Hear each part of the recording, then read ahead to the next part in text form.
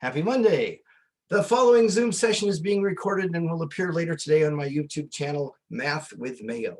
There are two different classes that may be observing this session. Therefore, when you participate in the Zoom meeting, if you do not wish for your picture or your name to be made public, please leave the video off and use an alias name.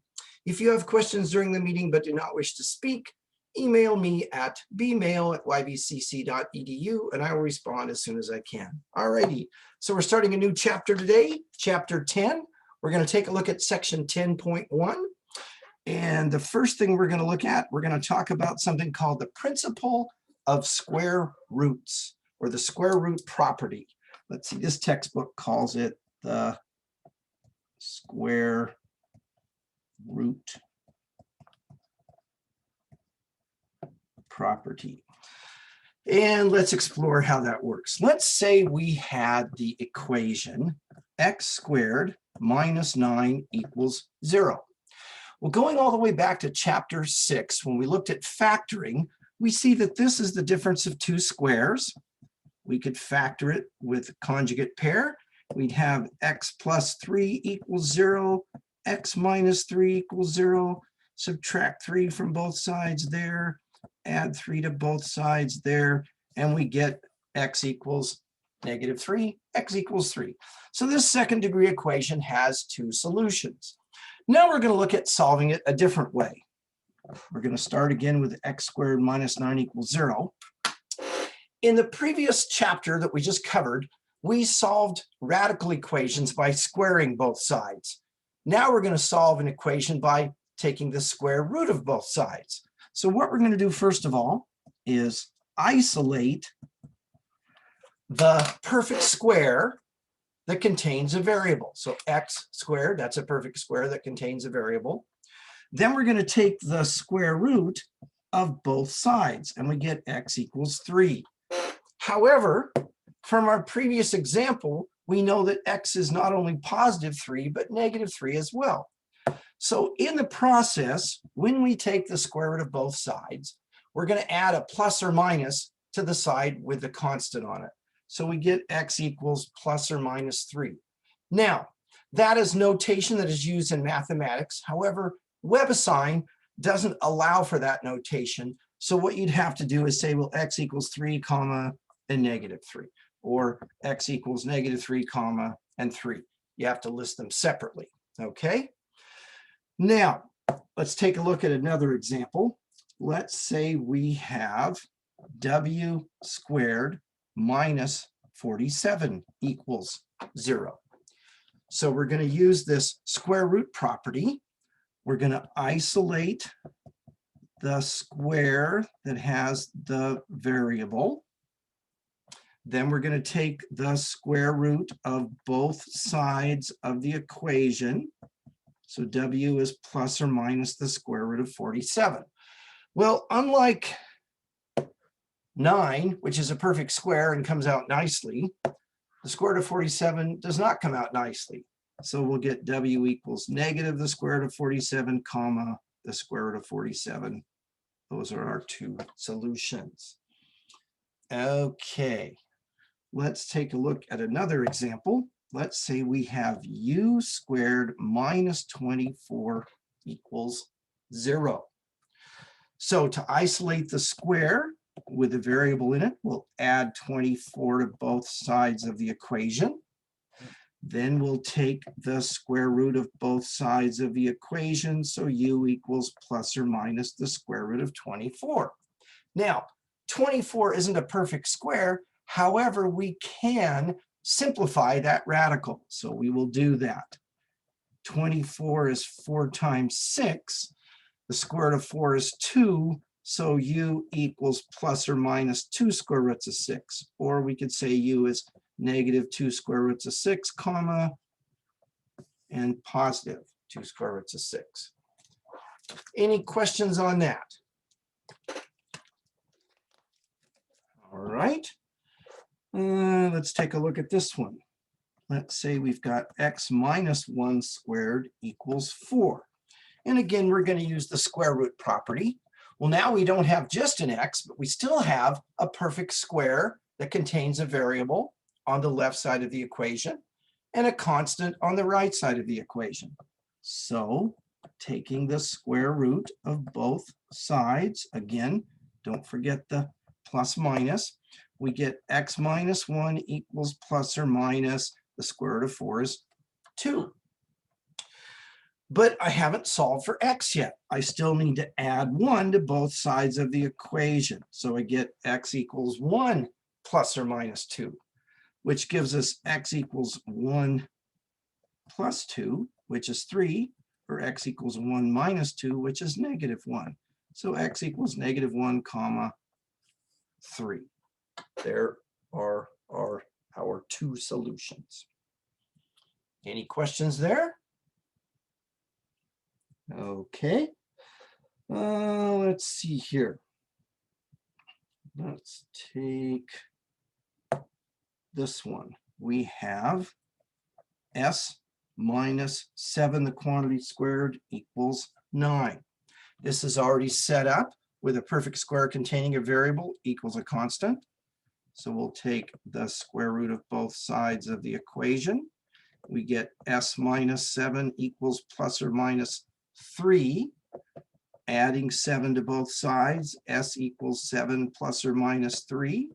So s equals 7 plus 3, which is 10.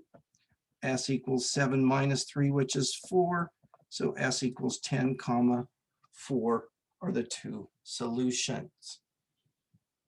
Okay, now this says let g of a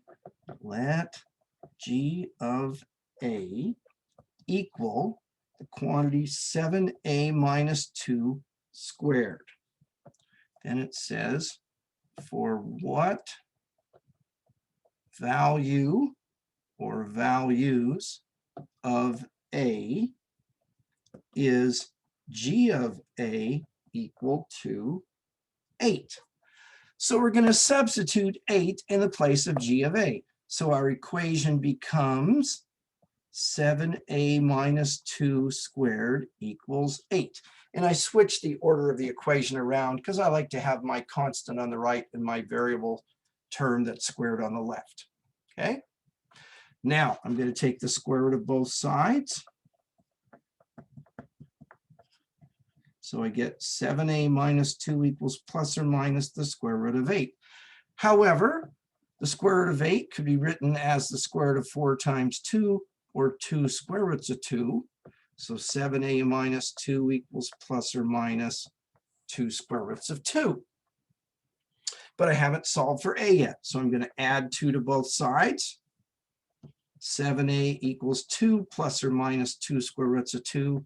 Divide by 7, a equals 2 plus or minus 2 square roots of 2 divided by 7. I can't simplify that any further, but writing them as two separate answers, 2 plus 2 square roots of 2 over 7, comma, 2 minus 2 square roots of 2 over 7. Something I noticed on the last test that people had problems with, that comma, sometimes they would put it down here, and then WebAssign doesn't recognize that as separating the two terms, and it thinks the whole thing is all one expression. So you want to be really careful that the comma gets moved up to where it's separating the two answers. Okay, now this works great if you have a perfect square on one side of the equation and with a variable in it and a constant on the other side. So we're going to say what variable, and there may be some other stuff as well. Okay, but what if it isn't in that form? Well, then we can put it in that form. So we're going to look at how to do that. Take, for instance, the following expression, x squared plus 24x.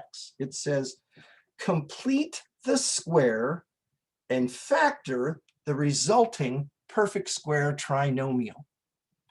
Okay. When we have an expression in this form where we've got a x squared plus or minus some coefficient times x, we're going to take this number, we're going to divide it in half, and then we're going to square it. and then we're going to add it there. So I've got x squared plus 24x plus 144. Again, I took this coefficient, divided it by 2, which gave me 12, squared the result, which was 144, and then added it into the expression. This now can be factored into a perfect square that could be written like that. Let's take a look at another example of that. Let's say I've got a squared minus 7a. Okay, so I'm going to take -7, divide it by 2, which is -7/2. I'm going to take -7/2 and square it, which is 49/4. So I'm going to add 49/4. So now I have a perfect square that factors into that, which could be written like that. Notice that what's inside the square is what goes there and goes there to complete the square. Any questions there? Okay. Let's see. Let's take this one. X squared plus 2/5 x. So my coefficient of x is 2/5. I'm going to divide that by 2, which is 2/5 times 1/2, which is 1/5. Then I'm going to take the 1/5 and square it, which is 1/25. So I'm going to add 1/25. So I get x, 1 plus 1/5, x plus 1/5, which is x plus 1/5, the quantity squared. Any questions about that? All right, now we're going to actually solve an equation using this process of completing the square. So let's take a look at the following situation. X squared minus 6x minus 4 equals 0. Now, before we were just completing the square, but now that we're dealing with an equation, if we do something to one side of the equation, we have to do the same thing to the other side of the equation. All right. The first thing that we want to do is we want to have our leading coefficient, that is the coefficient of x squared, we want it to be a 1, and it is in this case. Later, we'll look at a situation where it isn't, and then we'll talk about what to do with that. But since this already has a 1, the first step is already done. The next step, we're going to move the constant to the other side of the equation. Now, I'm leaving a space here, and you'll find out why here in a minute. Excuse me. In fact, let's get rid of that now, and we'll come back to it. So I added 4 to both sides of the equation. Now I'm going to take the coefficient of x. I'm going to divide it by 2. I'm going to square it, and I'm going to add it, but I have to add it to both sides of the equation. Now on the left side of the equation, I get a perfect square. X minus 3 times x minus 3, or x minus 3, the quantity squared. And on the right side of the equation, 4 plus 9 is 13. So I've completed the square on the left side of the equation and done whatever was necessary to make the right side of the equation still equal to what it was. So I added 9 to both sides. Okay. Now I'm going to take the square root of both sides of the equation. So x minus 3 equals plus or minus the square root of 13. Then I'm going to add 3 to both sides. X equals 3 plus or minus the square root of 13. So x is 3 plus the square root of 13. X is 3 minus the square root of 13. Then we're going to do this. We're going to find a decimal approximation for each of those. So let's see here. 3 plus the square root of 13. 3 plus the square root of 13 and it said the nearest hundredth, so I've got 6.605, so that's going to be 6.61. And then 3 minus the square root of 13. 3 minus the square root of 13 is negative 0.605, which would be negative 0.61. So here are my exact answers, and then my decimal approximation, 6.61 and negative 0.61. Any questions about that? All right, let's take a look at another. No. So on this chapter, we're staying on the talking. What's that? In this On chapter? this chapter, we're staying on to like square roots and stuff. Yes, yes, at least at the beginning. Okay. Okay. In a couple of days, we'll be looking at second degree equations and graphing them. Okay. But for right now, yeah, we're dealing with this whole idea of a square root property and completing the square. You bet. Okay. Okay, now let's take this problem. T squared plus 22t plus 93 equals 0. Okay. We want to solve this by using the square root property. My leading coefficient, the coefficient of t squared, is a 1. So we're good to go with that. I'm going to move the constant term to the right side of the equation. So I have t squared plus 22t equals negative 93. Okay. Now I'm going to take the coefficient of t, which is 22, divide it by 2, which is 11, square it, which is 121. So I'm going to add 121 to both sides of the equation. On the left side of the equation, I now have t plus 11 times t plus 11, or t plus 11, the quantity squared. On the right side, I have what, 28? Okay. So here I have a perfect square containing a variable set equal to a constant. Now I use the square root property, taking the square root of both sides of the equation. T plus 11 equals plus or minus, let's see, the square root of 28 could be the square root of 4 times 7, which is 2 square roots of 7. So I'll go ahead and do that to it. Subtracting 11 from both sides, t equals negative 11 plus or minus 2 square roots of 7. Okay, and so let's take those two answers. T equals negative 11 plus or minus 2 square roots of 7. Let's split it up into that solution and that solution, and then let's find the decimal approximation. So negative 11 plus 2 square roots of 7, and I get negative 5.708. So that would be negative 5.71 because the 8 would round up. And then negative 11 minus 2 square roots of 7 would be negative 16.291, which would round down to negative 16.29. So we get, let's see here. Where do I get that one from here? Negative 16.29 and negative 5.71 as our two decimal approximations. Okay. All right, now let's turn up the heat a little bit.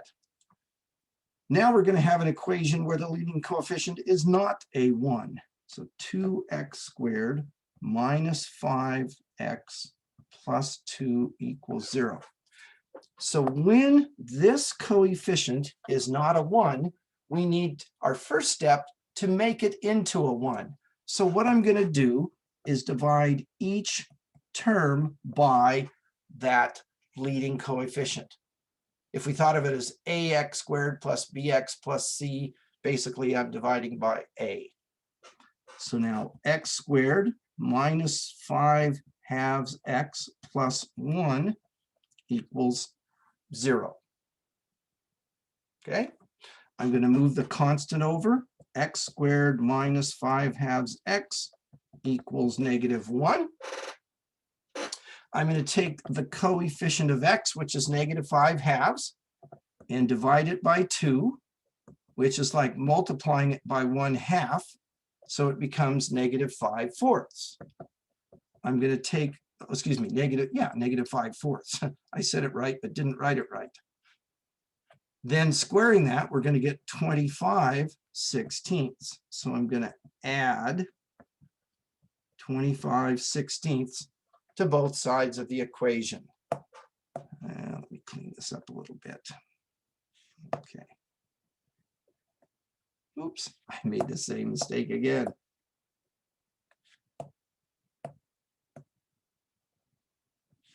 Come on.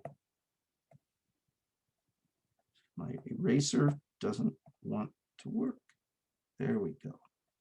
So that should have been a 4. Okay. So now on the left side of the equation, I have x minus 5/4 times x minus 5/4, or x minus 5/4 the quantity squared. On the right side, I have -1 plus 25/16. Well, to add those, I need a common denominator of 16. -1 would be -16/16, which would then be what? 9/16. -16 plus 25 is a +9. So I've got a perfect square on the left with a variable inside equal to a constant on the right side. I'm going to recopy this on the next page. X minus 5/4 the quantity squared equals 9/16. Double check. So take the square root of both sides. Equals plus or minus the square root of 9/16. X minus 5/4 equals plus or minus 3/4. The square root of 9 is 3 on top. The square root of 16 is 4 on the bottom. Add 5/4 to both sides. X equals 5/4 plus or minus 3/4. Well, let's see. X equals 5/4 plus 3/4, which is 8/4, which is 2. X equals 5/4 minus 3/4, which is 2/4, which is 1/2. So X equals 2, 1/2 would be the two solutions. Any questions there?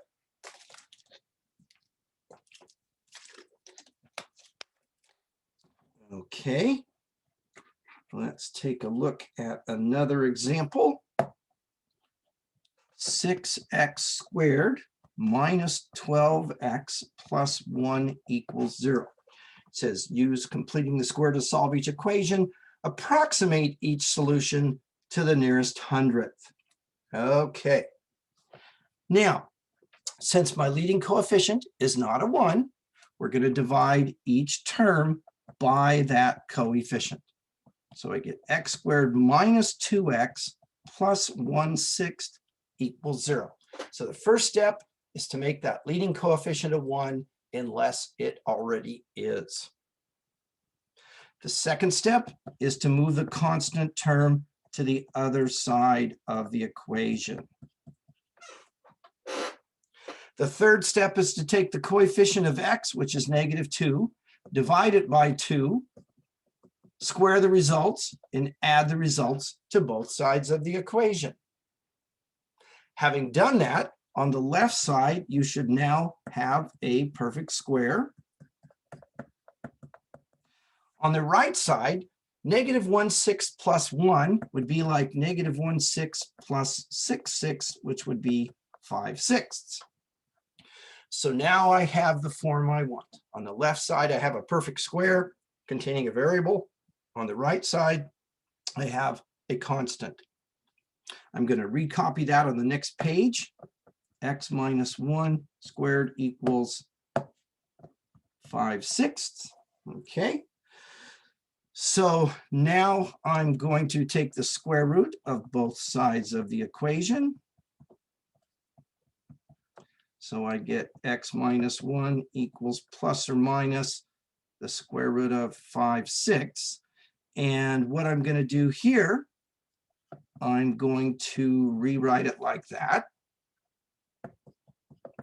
Then I'm going to rationalize the denominator. So I'm going to multiply by the square root of 6 over the square root of 6, which gives me plus or minus the square root of 30 over 6.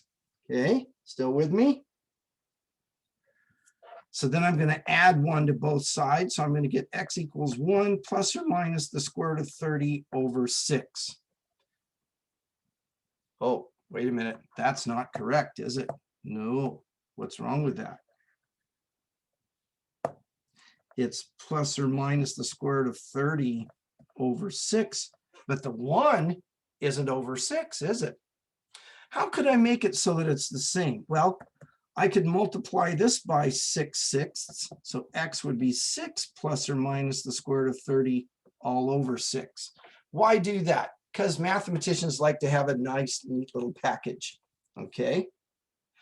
Now, the separate solutions for WebAssign, you'd have x equals 6 plus the square root of 30 all over 6, x equals 6 minus the square root of 30 all over 6. We need to be careful to get decimal approximations. When we put this into our calculator, we need to quantify the entire numerator so that the entire numerator gets divided by 6. But we also need to quantify the radicand. So we're actually going to have 2 sets of parentheses. Okay, so I'm going to have left-hand parentheses, 6 plus the square root. Now, when I punch the square root, I get a radical symbol and a left-hand parentheses. Then I put a 30 in there. I close up the 30. So that's the square root of 30 all contained. And then close up the entire thing and then divide by 6. So I come up with 1.91287. Rounding down, we get 1.91. Okay. Then I've got the exact same thing, only minus. So I've got a set of parentheses around the entire numerator and a set of parentheses around just the square root of 30.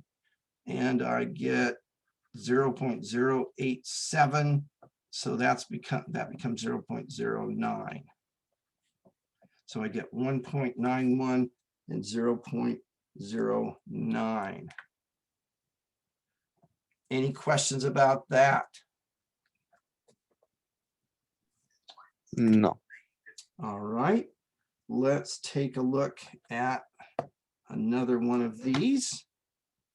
Let's see here. How about this one? I've got 2r squared minus 4r minus 3 equals 0. So my leading coefficient is not a 1, so I will divide each term by the leading coefficient so that now my leading coefficient is a 1. Next, I will move the constant term to the right side of the equation. So r squared minus 2r equals 3/2. Next, I will take the coefficient of r, divide it by 2, take the results and square it, and add that to both sides of the equation. On the left side of the equation, I have a perfect square containing 2 factors. And again, this number right here is the number that goes with the variable. And this could be written as r minus 1, the quantity squared. On the right side, 3/2 plus 1 would be 3/2 plus 2/2 would be 5/2. Okay, so now I have my perfect square containing a variable equal to a constant on the right. I'm going to recopy that on the next page. I'm going to take the square root of both sides of the equation.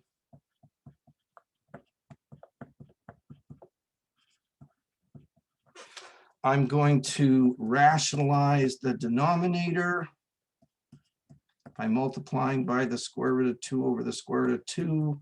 So r minus 1 is plus or minus the square root of 10 over 2. I'm going to add 1 to both sides. So r equals 1 plus or minus the square root of 10 over 2. I'm going to get a common denominator. So 1 over 1 multiplied by 2 over 2 would be 2 halves plus or minus the square root of 10 halves. So we get 2 plus or minus the square root of 10 halves. So r is 2 plus the square root of 10 over 2, and r is 2 minus the square root of 10 over 2. And again, we go to our calculator, and again, we've got to have 2 sets of parentheses to have it come out correctly. Parentheses, 2 plus the square root of 10. Close it all up again, divided by 2, and I get 2.581. So that would be 2.58. And then the negative, I get negative 0.581. So that would be negative 0.58. So 2.58 and negative 0.58 are the 2 answers for that. Let's see here.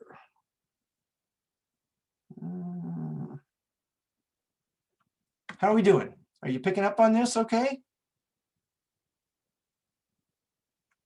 I guess so. Yes, I am. Yes? Yep. Do you need more examples, or are you good to go? I'm pretty good with these. I'm gonna rewatch all this on YouTube Sure. again. So. Okay. All right. Well, then let's call it a day. I will stop the recording